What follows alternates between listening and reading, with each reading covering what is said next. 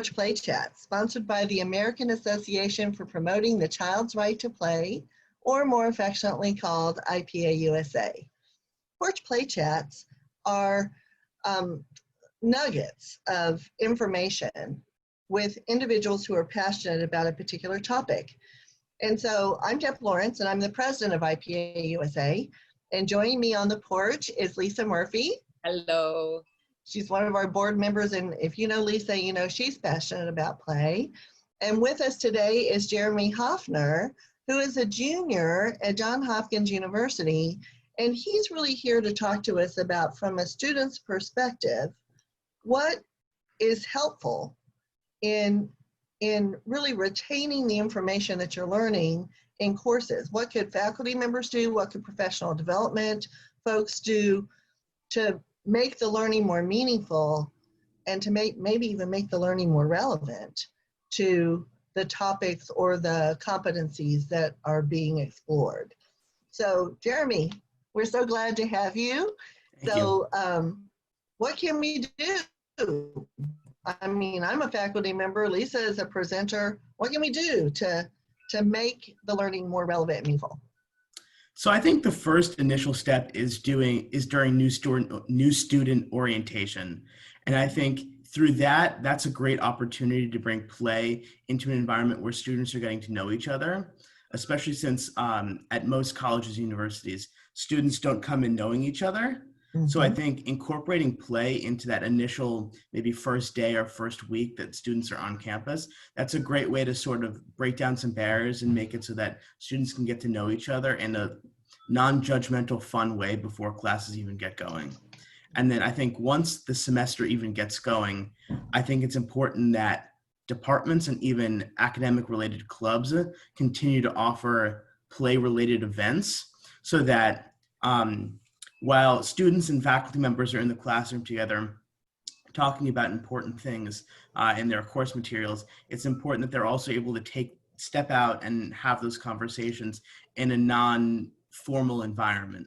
So whether that's through, it could be bringing in a bouncy house on the quad for a couple of hours and having faculty members and students converse that way and talk about the material in a less formal environment, or it could be students and faculty members going and playing basketball or going on walks.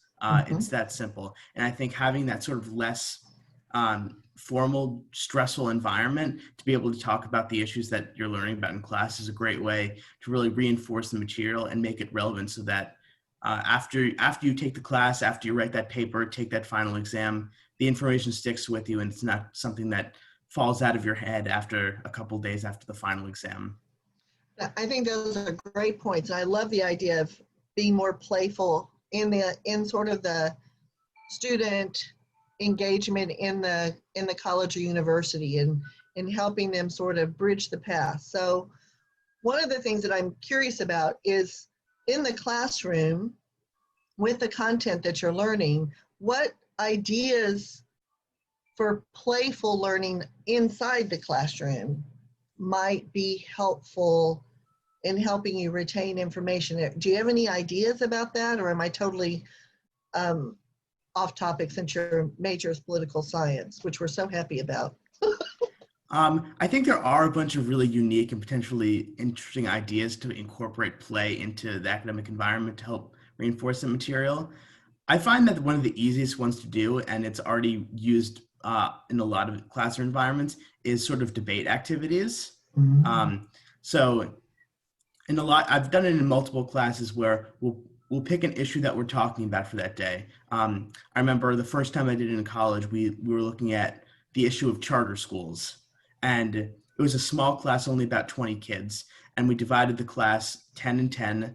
And that was sort of one of the projects we did, is we worked as a group to one half of the class was meant to be advocating for charter schools. One was advocating in favor of more funding for public schools. We had to work as a group to develop our position. And that was sort of a fun, more playful way to learn about the material rather than the professor just standing in front of the class and advocating for one position and then mentioning the pros and cons of the alternate position. Some of the other tools that I've used more so in high school, but I think it's a way to definitely incorporate it into college, is using two tools. One of them is called Kahoot, which is yeah, Deb knows. It's a great tool where teachers and professors can develop almost like quiz games, where that's a good way to reinforce the material in a way that's a little bit more fun than just giving the class maybe a bunch of like practice multiple choice or practice essay questions. I It's a have good to way. tell you, on Kahoot days, my students go crazy. They are so excited to have a Kahoot thing in the classroom, and it does help them retain the information. So yes, that's awesome. I love these ideas, Jeremy. Yeah, like especially for me, I have a tough time remembering names and specific dates of events. And Kahoot is a great way to help me reinforce that. And then I go home and I'm like, oh, I remember this exact question. Now I'm starting to remember like what date is associated with this event and who was there. And it's helpful for me to be able to go recall them when I'm studying for an exam. Another great tool that I use is, it's in a similar vein to Kahoot, but it's called Sporkle. Oh, I don't know that one. It's similar to Kahoot, but it's online trivia games that have already been developed. And a lot of times I use that, like I've had clubs or courses where I've had to memorize like all the names of all the senators or like pictures of people. And there are a lot of quizzes on that site that help me remember, like associate names and faces with in a more fun environment than just putting a name and a face on a flashcard and trying to remember it that way. So that's a great way that I've used in a sort of more fun, less formal environment with my friends to help remember names and faces for classes and internships. And why reinvent the wheel, right? I mean, if it's Yeah. already out there. Yeah, So there are people who've already Sporkle. developed it. Spell It's, Sporkle for me. Sporcle. C-L-E. I did K-L-E. Okay, got it. Sporcle. Wonderful. Oh, I didn't know about that one. So that sounds fabulous. Any other ideas for helping students in clubs? You know, sometimes some campuses, I'm sure Johns Hopkins has on-site housing, right? Yeah. But at community colleges, which is where I teach, we have students that are just coming every day. There's no on-campus housing. And so the opportunity for a lot of social stuff isn't necessarily available unless it's during the daytime. So if you're on a campus that doesn't have on-site housing for students, you've given us some great ideas about having playful opportunities for students. So I teach early childhood education, right, at Delaware County Community College in Delaware County in Pennsylvania. And because it's early childhood, of course we play a lot. And so in the methods class, we go outside with the physical activities, and we have all sorts of physical games that we're playing. We have frisbees, and we have sidewalk chalk, and we have jump ropes, and we do all sorts of fun, crazy physical activities outside. And my students, of course, are having a great time, but we have students that come from everywhere who want to play. And I mean, they're coming from the cafeteria. They're like, and I don't think they call me the play lady, but they maybe call me that weird professor that plays all the time. But truly, I have a class of 25 or 30, and we'll have 15 or 20 more students join us. And sometimes they'll see me in the hallways and they'll say, when are we going to play again? And I'll let them know, oh, there's one coming up, and it'll be during this time if you're not in class. And so, yes, college students need to play. And my students tell me that when we do those, and I go back in and say, all right, what physical development did we do? What social development did we do? What emotional development did we do? What cognitive development did we do? What language development did we do? They're able to give me lists of things that happened while they were playing. And so I think any discipline, which is what I'm trying to get at, which I think you've helped us with the political science genre, any discipline and any faculty member or any professional development individual could incorporate, it doesn't matter, it doesn't have to be early childhood education or education. So what other tips do you have, Jeremy? Because you've given us some really good ones. Well, I think generally, as you mentioned, like with any discipline, it's really important to play.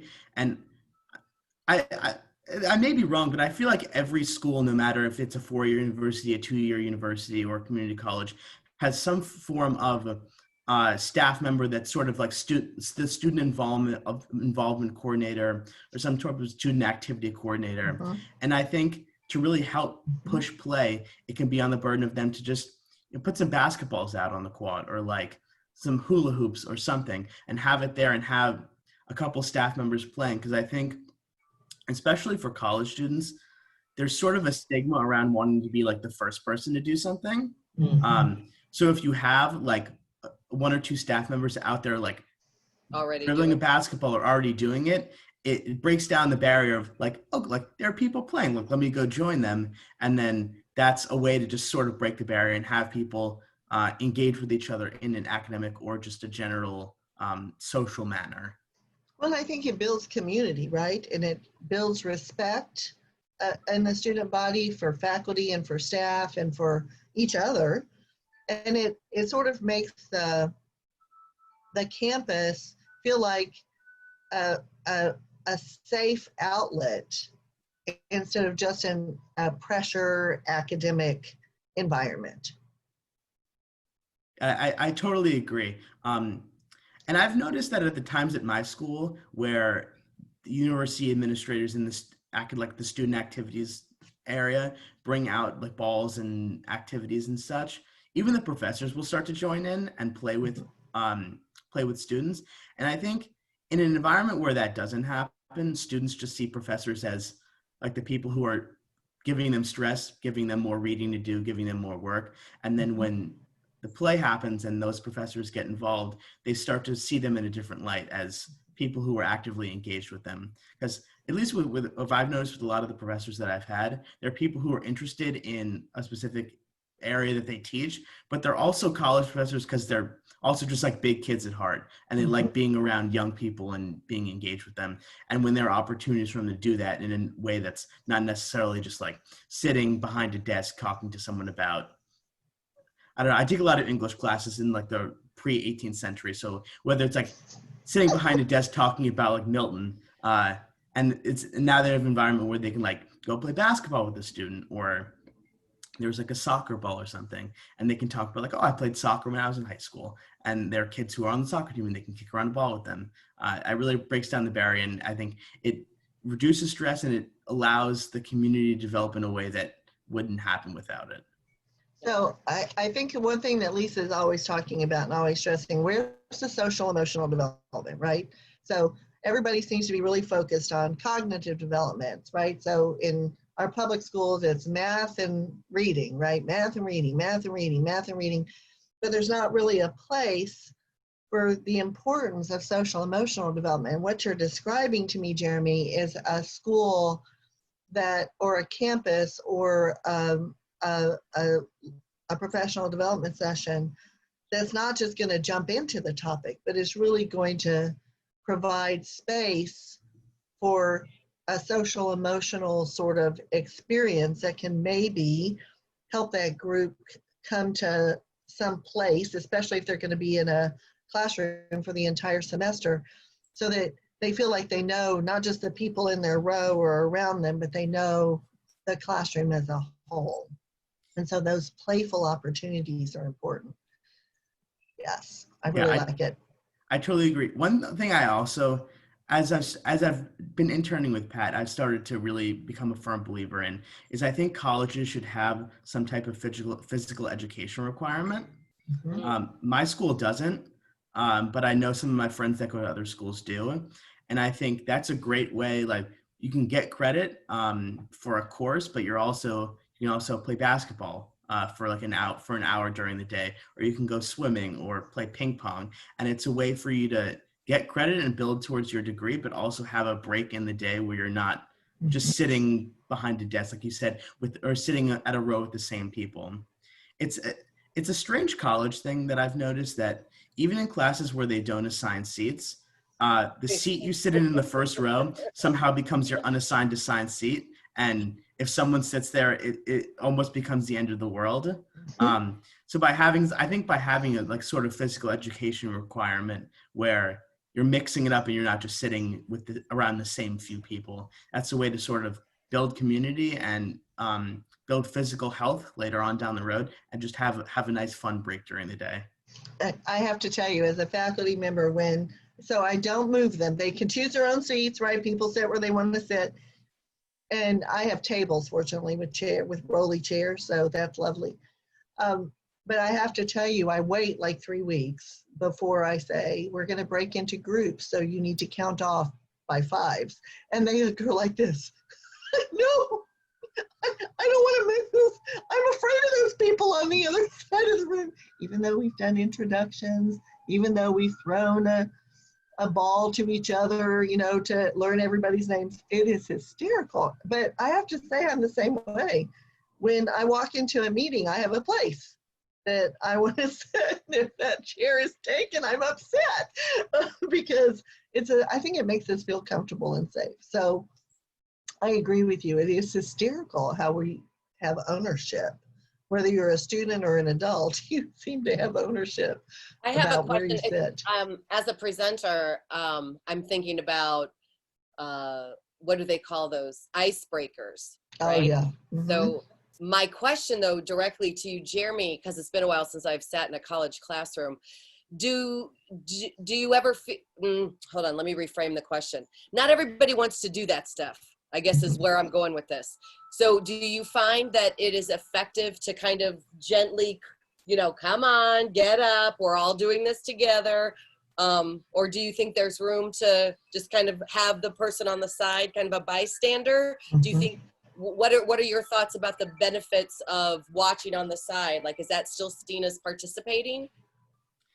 I think it is, but I think you're right. There does sort of need to be like slowly drawing it out of people.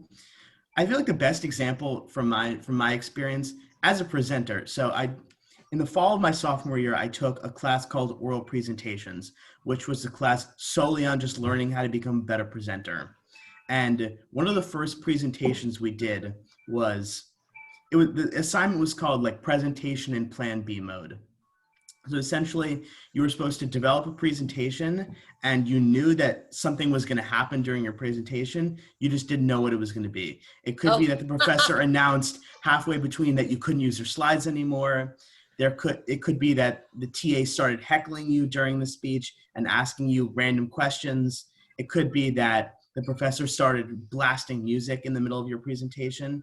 And I think for a lot of people, that was sort of like an almost embarrassing, shocking experience, but it's sort of like, it just erased all of the sort of anxiety for a lot of people of having to get up there and actively participate. So I almost feel like, I don't know how that could be applicable to other classes, but I sort of feel like that is the type of thing that I feel like needs to happen, to sort of just like, everyone needs to get their embarrassment jitters out of the way early. And then after that, it becomes an easy way for people just to get involved and actively participate, not just be as someone standing on the side. It's so almost like getting to that vulnerable spot in a way that's still safe and comfortable, but kind of getting that nonsense out of the way so we can now really develop some strong connection here during our time together for this college class. Yeah, totally agree. I love it, Jeremy. This has been, what I'm going to do is when this Porch Play Chat, I'm going to send it to my campus life person and say, listen to Jeremy, and here's what we need to do. Because I think what you've done is you've provided the rationale behind being more playful, both in the classroom and with the campus life, or whoever's in charge of the student activities. But I also think you've given some concrete examples of what people could do that would make the classroom more playful as well as the campus more playful. And you've given some rationale about why it's important. So I think all of those things are amazing. And I'm so glad you joined us on this Porch Play Chat. Well, thank you very much for having me. Thank you, Jeremy. Welcome to Porch Play Chats, sponsored by the American Association for Promoting the Child's Right to Play, or more affectionately called IPA-USA. IPA-USA is the USA affiliate of the International Play Association. And so in our efforts to promote play, we've created these porch play chats. And these porch play chats are conversations with play advocates about a topic that they're very passionate about. And so with me on the porch today is Lisa Murphy. Hi, Lisa. Hello, nice to see you. A wonderful play advocate, one of our board members. I'm Deb Lawrence, the president of IPA-USA, and also a play advocate. And with us on the porch is Summer Bellany, who is one of our board members and also our recess co-chair on our recess committee. And so before we get started with Summer, you can find all these porch play chats on our website at IPAUSA.org. We're up to about 20, and we'll be releasing one a week on our webpage. And you can get to those through the webpage up in the top right corner, and that takes you directly to our Facebook channel, our Facebook page, and our YouTube channel. And so, Summer, we're so glad to have you. And I loved your question was, do kids even need recess during a pandemic? Right. Yes. Well, thanks for having me. I think when we think about recess, we think about, that's just playtime at school. That's open the door and let the kids go out and play at the play structure. But a lot of kids are home with us right now, including mine. And so recess might look a little bit different. But I definitely think that as parents at home with our children, we need to, even though our school day and our structure might look different, and of course those who are doing an online delivery, that of course looks different. But one thing that we know is kids still need to play. So we whether we call it recess or not, we still need to build in that time for play during the day. And it might not be at the end of the day either. So we can talk about that today maybe as well. That sounds fabulous. So let's just jump in. Okay. So one thing that I'd like to say at the beginning is that I just would like to offer a variety of options for our listeners. Given the fact that the health conditions in every state and every county and every school district and maybe even your own family's concerns with a personal health problem or a personal health issue, everybody's situation is going to be different. So what I just hope to offer a variety of ideas. Some of them may work for your family, and I hope that if a specific idea doesn't work for your family, that maybe it will spark a thought and encourage another idea that does work. So I hope that everybody can just keep that in mind, that my ideas may not fit for, all ideas may not fit for everybody, but my hope is that some ideas would fit for every family. That sounds perfect. All right, here we go. So what is it, if I'm, and my grandchildren are doing this, right? My grown children are now home, working full time with their children in virtual school. And I will be honest, not real happy about it, right? Fearful to send their children to school, if that was an option. Right. But also, working 9 to 5 or 7 to 4, whatever their hours are, and struggling with how to balance it all. And so recess is not on the agenda. And so help us figure out how we can help these families provide access to a recess-like experience and not just waiting until school is over. Right. I think that was one thing that I had to get kind of in my own mind in thinking about this, is that part of us as parents, we want to say, well, when your schoolwork is done, then you can play, or when, when the